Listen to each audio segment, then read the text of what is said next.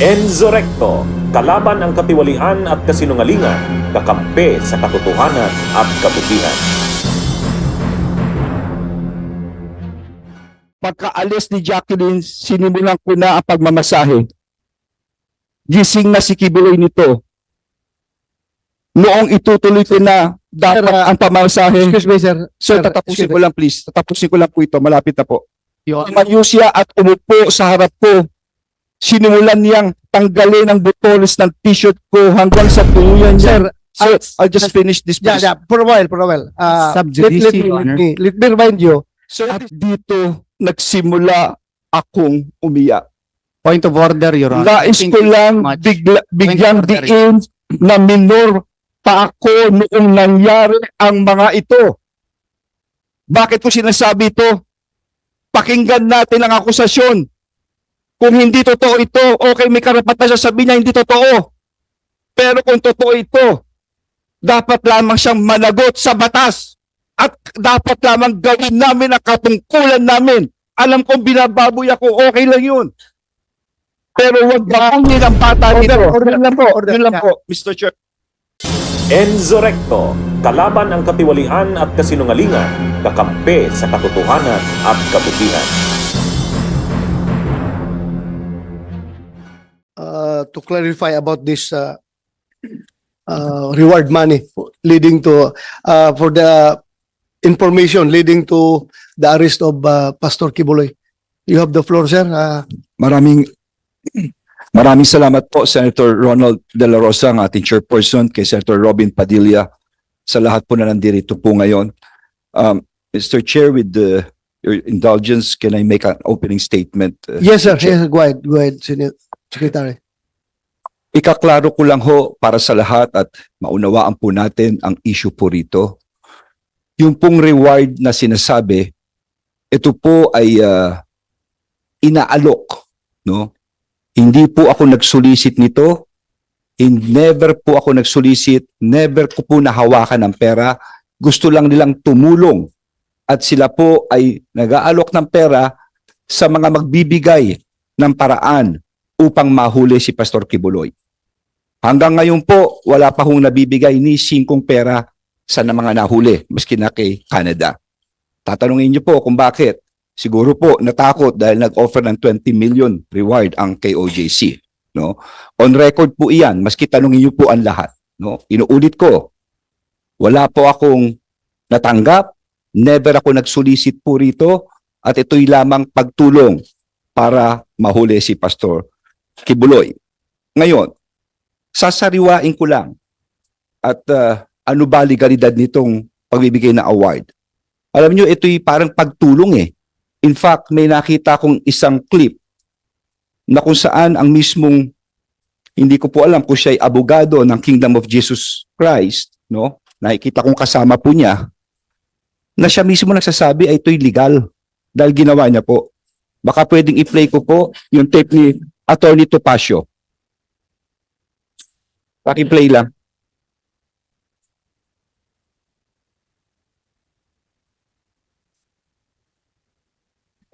Mga otoridades para pakatulong sa paghuli ng isang taong subject to be warranted.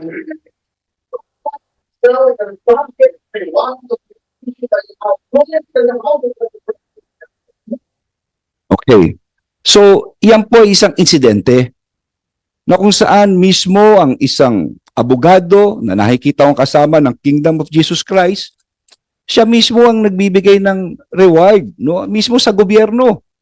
Mismo sa gobyerno. Siya po mismo yan. Ngayon, ayon nga sa batas, ito'y klinaro ko na po. Ang tanong dito sa mga nakikinig natin, kasi narinig ko yung mga nag-aano kanina tungkol sa pulis eh. Sana naman sa mga kababayan natin, let us place the things in its proper narrative. Ilagay natin sa tama. Ano yung tama? Kami po ay ginagawa na namin ang trabaho namin. DILG po ako, sinusupervise ko po ang kapulisan. Ang pulis po, nananahimik yan. Pero kailangan gawin nila ang trabaho nila, ang mag-serve ng warrant of arrest. Ano ba sinaserve nila rito? 3 bagay po.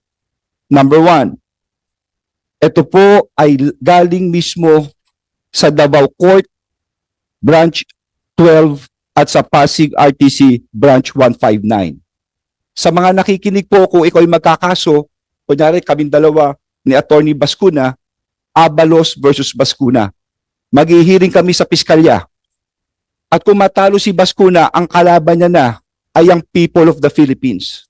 Ang kalaban niya na ang mamamayan ng Pilipinas. Yun na po ang nangyari rito. Sa RTC, tapos na po ito, umantong na sa people of the Philippines versus Pastor Kibuloy. At nag-issue ng warrant of arrest for child abuse. No? Ito ay ang sexual na, ito ay pag-aabuso sa mga bata. No? Ng criminal case number RDBO 24-01439 ng Davao Branch. And another warrant for sexual abuse. No? Ito po ay sexual na pagsasamantala. No? Dito rin po sa Davao. At sumunod ay ang Pasig RTC. Nag-issue na rin ng warrant of arrest for trafficking in persons. No? Ito yung qualified trafficking under Section 4 and 6, anti-trafficking. No bail po ito. No? No bail po ito. Matindi ito. At bukod dito sa mga warrant na ito, I would also like to point out, meron din itong sa Amerika, may kaso rin ito. Conspiracy to engage in sex trafficking by force, fraud, and coercion. Pakikipagsabuatan upang isagawa ang sex trafficking sa pamamagitan ng presa, panloloko, pamimilit, pati na rin ang money laundering. No? Pero lahat po ito ay alleged. Hindi ko sinasabing guilty si Pastor Kibuloy, hindi po. No? He is deemed to be innocent until his guilt is proven. That is why may proseso tayo rito. Hinahanap siya ngayon para siya ay tumayo sa hukuman at sagutin ang mga akusasyon na ito. Yun lang po ito. At hindi lamang yun, Mr. Chairperson. Meron din tayo ngayon na Senate warrant dito mismo sa Senado na inisyu noong March 19, 2024 ni Senator Risa, ang Committee on Women and Gender Equality. No? Ito po'y dahil yata sa kanyang, para dumalo siya sa mga hearing po rito. So tatlo po ito. Sino magsaserve nito? Ang Senado, and again, ang kapulisan. Hindi ko ho kilala si Pastor Kibuloy. Ginagalang ko ang kanyang reliyon, ang kanyang pagkatao. Pero sana maunawaan po ninyo, trabaho namin ito. Tandaan natin na ang basihan ng demokrasya ay ang hustisya at ang basihan ng hustisya ay ang batas. At yan ang pinapatupad namin. Kung hindi namin gagawin yan, babaksak ang buong bansa. Kung tatalikod na lang kami rito. Ngayon, ang tanong dito, bakit namin siya kailangang hanapin? Kasi seryoso. These are very serious allegations. Ang demanda niya. Hayaan kong basahin ko.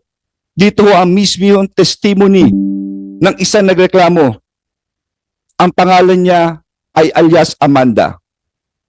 Babasahin ko lang po, si alias Amanda ay umarap sa Senado sa kanyang testimony noong Enero 23, 2024. At ito po ang sinabi niya. Siya ay isang innocenting 17 years old na taong gulang na dalaga. Isa sa kanyang mga tagasunod at estudyante sa KOJC na Jose Maria College. Ito po sinabi niya. Pagtugtong ko ng 17 years old, mas naging masela na ang pinapagawa nila. Tanda ko pa, September 1, 2014, kasi kakatapos na ng tribute program ng KGC. Tutulog na sana ako. Pero sabi ng isang kasamang pastoral worker, magpunta daw ako sa dining area ng Bible School dahil pinapatawag ako ni Jacqueline Roy. Sabi niya, parte daw ng trabaho ng Ministry of the Pastorals na imasahe si Kibuloy. Sabi niya, special privilege daw ito dahil hindi naman daw lahat nahahawakan at nakakalapit sa anak ng Diyos. Sabi niya, huwag ko daw pagdudahan ng anuman na mangyayari sa loob ng kwarto kasama si Kibuloy, basta ibigay ko lang daw ang sarili ko. Bago ako maligo, pumunta si Jacqueline Roy sa kwarto at binigyan ako ng lotion ng pabango ng Bath and Body Works brand, ang specific Center Enchanted na paborito daw ni Kibuloy. Pagkatapos kong maligo at mag-blow dry, pumunta ako sa kwarto ni Kibuloy sa Bible School building. Pagkatok ko sa pangalawang pinto, pinagbuksan ako ni Jacqueline Roy, inakay niya ako sa may kama ni Kibuloy. Pagkaalis ni Jacqueline, sinimulan ko na ang pagmamasahe. Gising na si Kibuloy nito. Noong itutuloy ko na dapat ang pamamasahe. Excuse me, sir. Sir, tatapusin ko lang please. Tatapusin ko lang po ito. Malapit na po. Your Tumayo siya at umupo sa harap ko. Sinimulan niyang tanggalin ang butones ng t-shirt ko hanggang sa tuluyan niya. Sir, I'll just finish this please. Yeah, for a while, for a while. Sub judice, Your Honor. Let me remind you, so that this hearing is not questioning the issuance of warrant Yes, of I'll arrest just of- finish this. It has a Pastor direct connection. Please, Yeah. let me finish. Yeah. But please listen to me, please, first.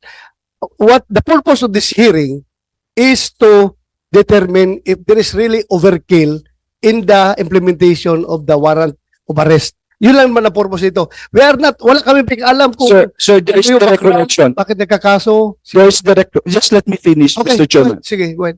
If I may, Your Honor, I think Please, that please, tatapusin ko lang. You will have That your is time. judice, You will have Your your Honor. time. sub judice, that goes into the very merits of the You will have case. your time, Attorney Torion. Yes, I know that, It is Your Honor, part of but the that is transcript of the Senate. improper. That is improper. Order. This is my speech. You Yeah. cannot tell me what is improper. Yeah, order.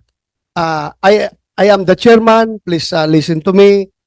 Let us have an orderly conduct of hearing. So please, sir, kaya kita sinabihan, the purpose of this hearing is to determine kung indeed merong overkill yung implementation ng warrant of arrest. We are not, hindi Sir. natin tackle dito kung anong background, bakit nagkakaroon. Sir, may No, direct wala. connection po, sir. Yes, It's alam not ko, continuous. going to connect. But I'm just reminding you, and I don't want to deprive you of your opening statement. You can continue, but pakinggan muna yung sinasabi ko na the very purpose of this is to determine if there is overkill. Thank That's you. all. Thank That's you, all. Mr. You Chairman. continue. Yeah. You continue. Tatapusin ko lang po ito. Anyway, this is part of the record of the Senate. Wala akong iniimbento. Lahat po ito'y galing din dito to.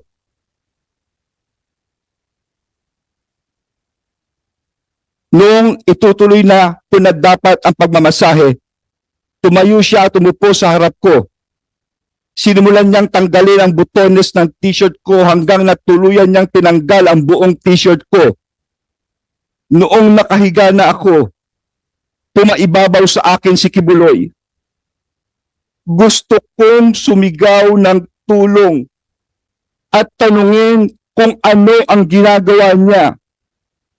Pero naalala ko na bawal akong mag-question. Nanginginig na ang katawang ko sa takot at nakatitig lang ako sa kisame. Pinipigilan ko na ang mga luha ko dahil sobra akong nagulat at walang magawa. Pagkatapos ay tuluyan na akong pinagsamantalahan ni Apollo Kibuloy. Noong siya ay natapos na, pumunta ako sa CR. Tulala pa rin ako. Nakatitig lang sa kisame. At dito nagsimula akong umiyak. Point of order, Your Honor. Nais Thank ko you lang so much. bigyang Point of order. diin na minor pa ako noong nangyari ang mga ito. Bakit ko sinasabi ito? Pakinggan natin ang akusasyon. Kung hindi totoo ito, okay, may karapatan siya sabihin niya hindi totoo. Pero kung totoo ito, dapat lamang siyang managot sa batas. At dapat lamang gawin namin ang katungkulan namin. Alam kong binababoy ako, okay lang yun. Pero huwag bangin ang bata nito. Order, Yun lang po, order. yun lang po, Mr. Chair.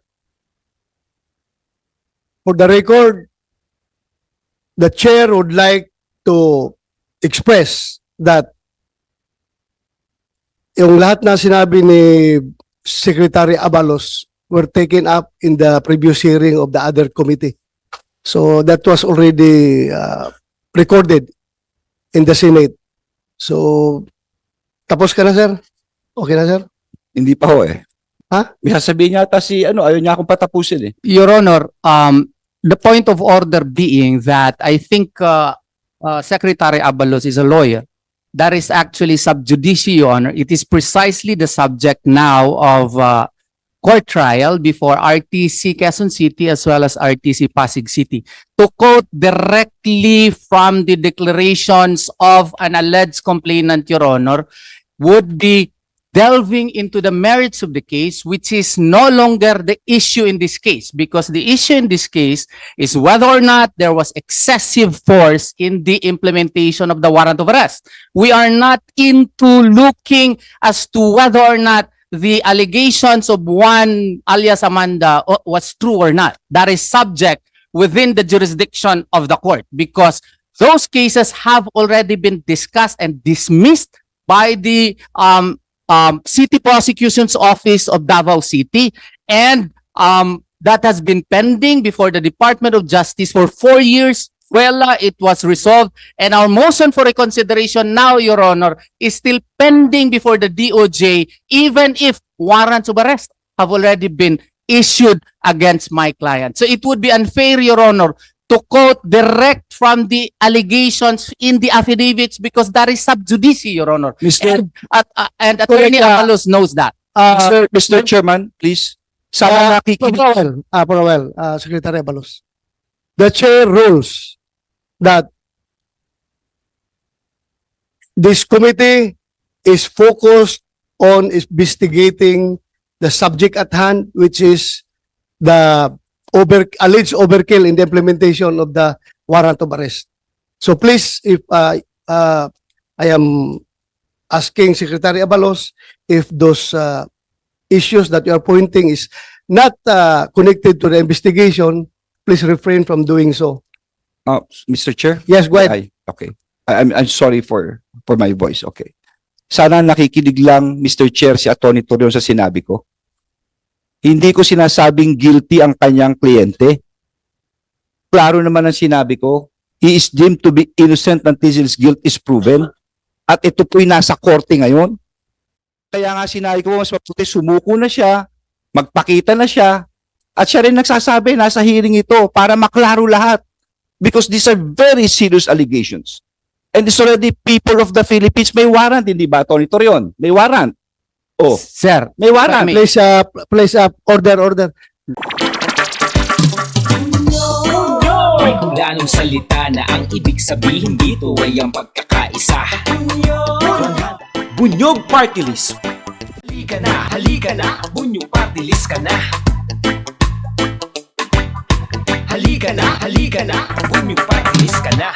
Sa susunod, ang atinang suportahan, Bunyog Party List, nagtataguyod ng katotohanan, lumalaban para sa bayan.